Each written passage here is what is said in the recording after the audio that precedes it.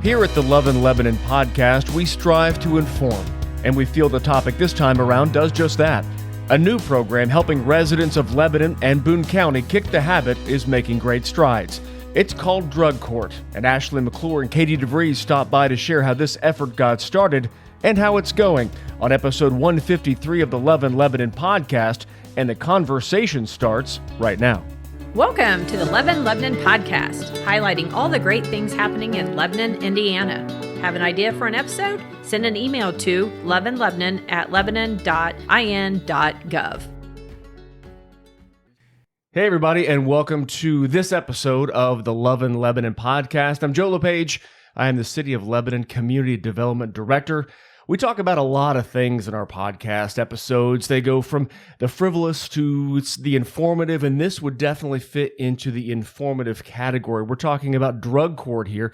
We've got a couple experts in the field and a chance to hear more about something that has kind of got some serious legs and is going to be expanding in the hopefully not too distant future. We've got program coordinator Katie DeVries and also assistant director of community corrections, Ashley McClure. Ladies, thank you for being here on this episode of the podcast. Thank you for having us. Yep. Thanks, Joe. We're glad to be here. Now, when we started and we were laying out the titles and things, Ashley, with you especially, talk about community corrections. It was a very important distinction that we needed to make. What misconceptions do you guys hear on probably a daily, if not hourly basis about community corrections and what that means for Boone County? So with community corrections in general, I think a lot of people put us under the umbrella of probation. We're housed together. We work together. We serve a lot of the same client population. But community corrections is very specific in the sense that we are supervising and help to rehabilitate people in the community who are living in the community instead of serving a DOC sentence. So we're offering programming and just trying to get people back in the community, giving back to the community while being able to live at home and be with their families. And specifically this time around, everybody, we're talking about something called drug court. And this isn't like a night court spoof. This isn't like a TV show that you're going to be working and seeing on Peacock or some other network. Katie, if you can talk to us about, and this was something, everybody, that was recommended as a podcast episode, and you can send us a podcast episode if you like, and we'll research it and maybe have it as one of our Love and Lebanon podcasts. But drug court, can you explain kind of what that entails with our community? Sure. So this is a new program in Boone County that is kind of started as a partnership with Judge Shine and Circuit Court and Community Corrections, specifically Ashley. And we take in nonviolent offenders whose main issue is drug addiction, substance abuse, get a lot of mental health in with that, and it's very intense, and they come every week, and they not only have the accountability of Judge Shine, but also case management through our office, drug testing, and they're put in the max amount of programming we can put them in, and so it's high risk, high need, high reward. And what's the purpose of this? Just to kind of keep people from, all right, we'll lock you up, and we'll lock you up, you made a mistake, and we'll lock you up type thing, to keep preventing kind of that? Yeah, so right now we're taking in people that in the past have been unsuccessful at probation, unsuccessful at home detention, unsuccessful at work release. We've done it. They keep getting arrested. Obviously, something's not working. So this is a model that is nationwide. There's over 4,000 treatment courts. It serves over 150,000 people a year, and I think it's needed in Boone County. In our office, our highest population are people that struggle with substances in some way or another. So it's just an extra tool in our toolbox to take those people that just can't seem to get it right and provide them with wraparound services and support and accountability. And this is a Love and Lebanon podcast, so a lot of things deal with solely the city of Lebanon, but you guys work with Boone County and have some county-wide numbers as well. Drug use still extremely prevalent for Boone County residents? Yep. No matter, not just Lebanon, but throughout? Yeah. So we have 5 people in right now, which is pretty high numbers actually for a starting out drug court. Having 5 people right in the beginning in that first phase is pretty intense. And 4 or 5 of them are Lebanon residents. So this is something that it has kind of started slowly, but like a snowball starting to roll down the hill. Ashley, you're kind of seeing it pick up momentum and pick up in popularity? Yes, definitely. I have kind of always been passionate about drug court. It's kind of been something that's been on my radar for several years. Some of the former local leadership in Boone County was kind enough to send me to a training, but we just weren't ready for drug court yet. And Judge Shine was kind of the angel that came along and said, we're going to do this. And she took it and ran with it, and here we are. When was the drug court here in Boone County? When was that finally formed after the light bulb, the switch was flipped, whatever analogy, mental picture you'd like to create? So I think it was about 2021, I believe, that we kind of started forming the committees and having the meetings. We were still dealing with the after effects of COVID. And so it was kind of slow going, but we were able to pick the speed up. We've got a great group of team members. And then Katie came on board and has kind of run with it and got us certified on, what was the date, Katie? Well, we had our first participant on October 19th of 23, and then we were just certified about 2 weeks ago by the state. Oh, great timing for this podcast. Yeah, right? Absolutely. And so that this thing finally starts to happen. And what was the why? What was the reason, Ashley, for continuing to kind of push this or continue to research it or to go to those trainings and be able to learn more about it? What was the kind of motivating factor? I think my passion kind of lies behind, I was born and raised in Boone County. I've continued to live here. I raised my family here, and I want to live in a community that's a good community for everyone. And so this program kind of offers that to people in the system or people in general who are struggling with drug use. And it kind of gives them that second chance to, be successful members of society. If you can, and everybody, we're talking with Katie DeVries and Ashley McClure. Katie is the program coordinator. Ashley is the assistant director of community corrections. We're talking about drug court. And so we'll have some more information later on in the podcast. Also, I'm going to put some info in the body of the pod as well, so you can kind of learn more about drug court and maybe get involved, or if you have a loved one, that type of thing. But if you can break it down, Katie, of how this whole thing works, so, and if we can, not using any names certainly, but how does the process, how does that play out from what you guys have seen so far? Sure. So we get referrals from attorneys, people that come in and are arrested. We identify them as somebody who's not violent and needs some substance abuse help, mental health help, both together. And the attorney will either send me the referral to get them screened, or a probation officer will have someone who's maybe just testing positive on urine drug screens, or maybe they've even picked up a low-level possession offense, and instead of recommending them do some time, they come into drug court and they get help. And so once we identify that person, we put them in. It's about an 18-month program because we can't change lives overnight. These are people that are usually in their 20s or 30s. So we have some young people in there right now that have never had a driver's license. They don't have an education. Their family or support circle are involved in substance use too, or maybe getting arrested too. And so it takes a long time to change that. And it's 5 phases. So they come in and they're intense treatments first, maybe get them a job, get them some treatment. And then once they kind of grow and continue through the phases, we take the leash back maybe a little bit and allow them to maybe make some mistakes, make their own choices. And the heaviest part of this is incentives and rehabilitations. So every week someone comes in and they're either getting a pat on the back or maybe you need to do some homework, maybe you need to report every day. And it's just that weekly connection, especially with the judge, that's so powerful for them and produces change. And you talked about that, the change being produced there. You talked about it also being high risk, high reward. What's the risk involved there? Just time, and if you screw it up, then there's that negative reinforcement there as well. Is that kind of the...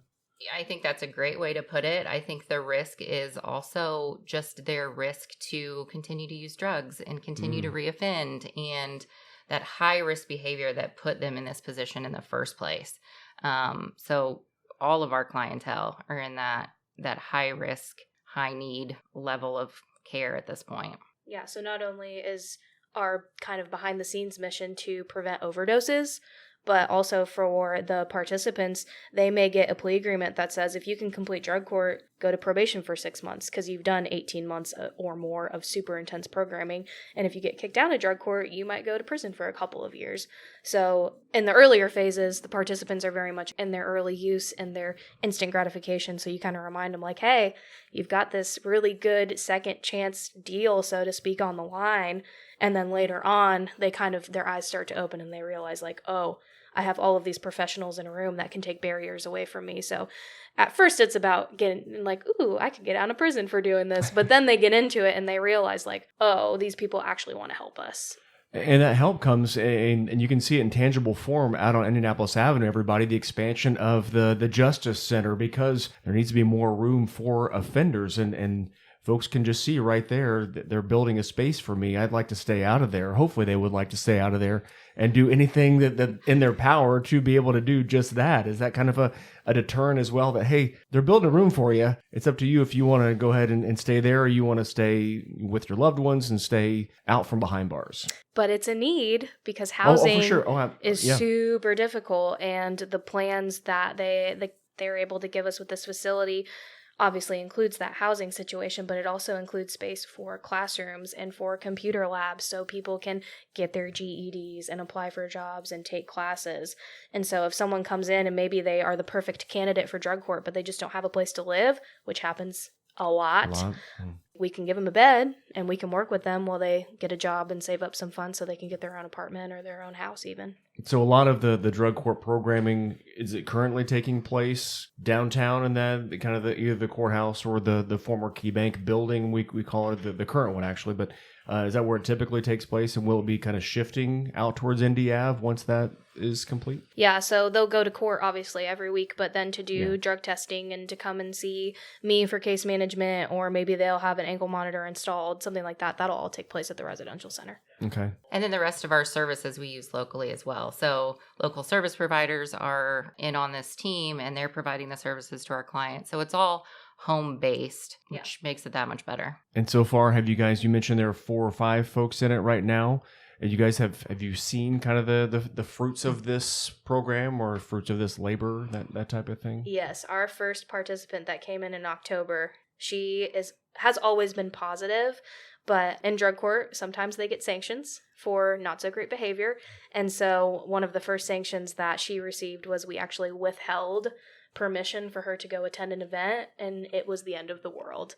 And now moving forward into the program, if she receives any sort of sanction, she takes it in stride.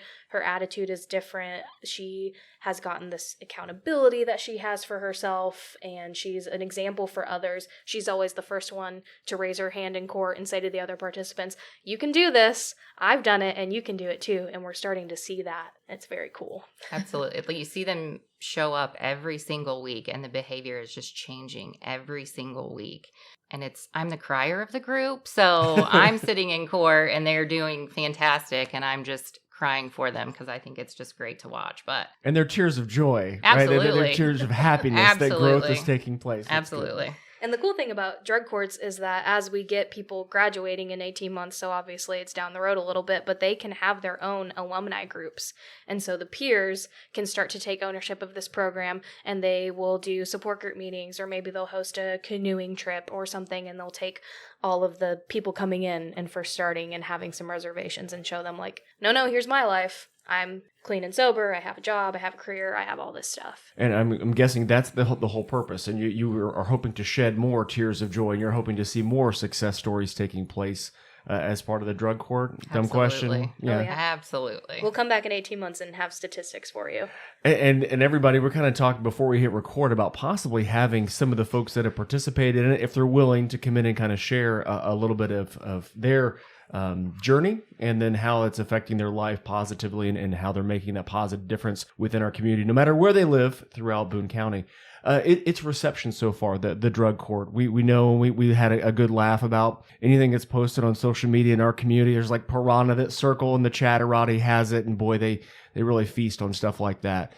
The perception and the response that you guys have seen with going the rehabilitation route as opposed to the incarceration route with this drug court thing so far, how they've been?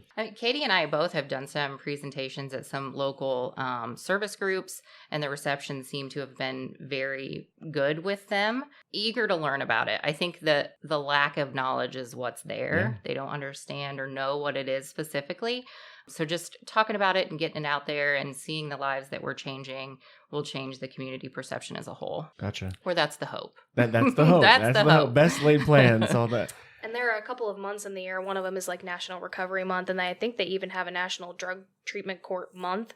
And a lot of communities will do like softball games or kind of this outreach maybe put up a booth at local fairs and things like that. And so you might see us, or maybe us with some participants that are willing to kind of put their face out there and say like, hey, you know, you may have seen me on the Boone Bee, or I may be covered in tattoos, but I'm out here working and living and doing some hard things. And so I think that community outreach piece is so important for treatment courts. Friends, we're talking with Katie DeVries. She's the program coordinator. We're also talking with Ashley McClure. She's the assistant director of community corrections, talking drug court on this episode of the Love and Lebanon podcast.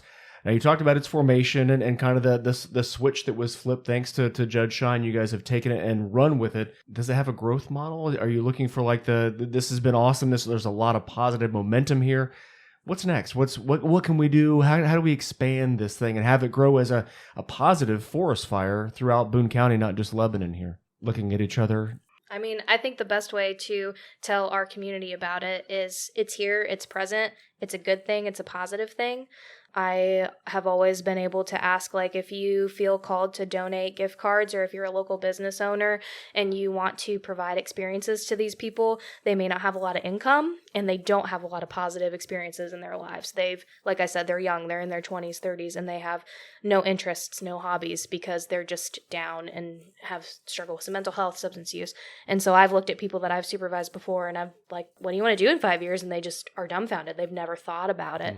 So if you have a heart to help these people in your community that are struggling and they may be kind of behind the scenes, that's the biggest way that we can grow this program, is having people come in and show them like, hey, we care about you. One of our participants is still waiting for Ashton Kutcher to bust out through the doors and say, am I being punked? Is this real? Like, it's just such a different court environment. And it's very positive and it is informal, but it's serious when it's serious. And so it just shows them that we care. And Ashley, do you have this? This is a mission that you were champion for. Is there something that's kind of rolling around in your head right now, or things that you see that, man, we could may have it grow here? We could, and you can be honest. This is a friendly place. This is a safe place here on the podcast. Is there something else? Some may call it a downfall. Some may call it a positive characteristic. We'll call it a positive characteristic. But I like to create programs and I like to see things grow. Katie and I's boss, Michael Nance, has been super supportive, even though he looked at me like I had 3 heads when I came to him with this a couple of years ago. He likes to see the community outreach and community corrections being involved in these things. But I want to see Boone County offer, like a mental health court, because that is another big issue that we have here in the county, and the sky's the limit. We just have to get there. It's one day at a time. Yeah. One day at a time. And you guys have seen and cried tears of positivity. You guys have seen the growth and how it can affect lives in a positive way. Is it tough for you to remind yourselves of that one step at a time, and as you want to grow this thing, and come on everybody, and come on everybody try this, because it can help you live a better life and increase your quality of life and get back to doing things you want to do, that type of thing. Is it kind of tough to kind of put the governor on to hold back a little bit? Yeah, and something about drug court is that the participants have to agree to do it. So it can be a hard sell for some people. And there have been some people that I have interviewed and screened and thought that they're the perfect candidate, and then they don't make it because one thing or another, or maybe they don't agree, and it is a letdown. And having so many people in the program, best practices say you should have like 30 participants to 1 case manager. So we can only grow it so much with the resources that we have. But these 5 people, if we're able to change their lives and they can be outposts of the recovery community to other people that we may not see or may not get arrested, then we're changing more than just 5 lives. Absolutely. If those 5 each change 5, and then it grows so quickly, exponentially. Now, if someone's listening to this podcast, ladies, and they think, man, my loved one is making some bad choices, or they would like to get them, maybe they're incarcerated right now. You mentioned how it's kind of you guys led, a judge led, recommended, that type of thing. Is there a way that they can say, oh, how about my loved one? Or, hey, I'd like to try this and take advantage of that. Is there a way they can do that? This is me asking a legitimate question that I didn't ask you guys before we hit record. Is there a way to kind of get that ball rolling and take a proactive approach and say, me, over here, I'll do it. So I think any referral can be sent to Katie. So whether that's somebody incarcerated, somebody who has a family member who's incarcerated, somebody in the community who is you have to be on supervision to participate or have a pending case or something. But Katie would probably be your contact point there. Referrals can come from anywhere or anyone, and then she can help determine their appropriateness for the program. And referral seems formal. It can be an email. It can be Yes. come up to the Key Bank building on the second floor and I want to talk about drug court with somebody. I mean, we're open to helping whoever we can. And if they check the boxes, then let's give it a try. Absolutely. So walk-ins welcome when it comes time to learning more about the drug court. Sure. Okay. And if you're listening to this while driving to work and things like that, I'll put all the information and the email addresses, the phone numbers. Don't want you guys having to try to write it down. If you're listening to this while in the car, it's all in the body of the podcast. So you can get a hold of Ashley or Katie, or there'll be phone numbers and email addresses to reach out to, just to help you get all the information you need about drug court. Ladies, thank you for being here on the podcast, and thank you for championing this effort. And you guys have seen some wins and looking for some more. Appreciate you joining us. Thanks for having us. It's Thank been you great. very much. So you said 18 months, and we'll have you guys back, maybe Michael too, and we'll have someone Absolutely. here that went Yes. through, hopefully, and have some positive stories to tell about, I made it through, and you can do it too. Yeah. Yeah. Graduation certificate in hand. We'll bring them with us. Awesome. Ladies, thank you again for being here on the podcast. Much appreciated. Thanks for the information. Thank you, Joe. Thanks for having us. And thanks for listening to this episode of the Love in Lebanon podcast. More episodes are coming your way, benefiting those residents not only in Lebanon, but throughout Boone County as well. Take care, everybody.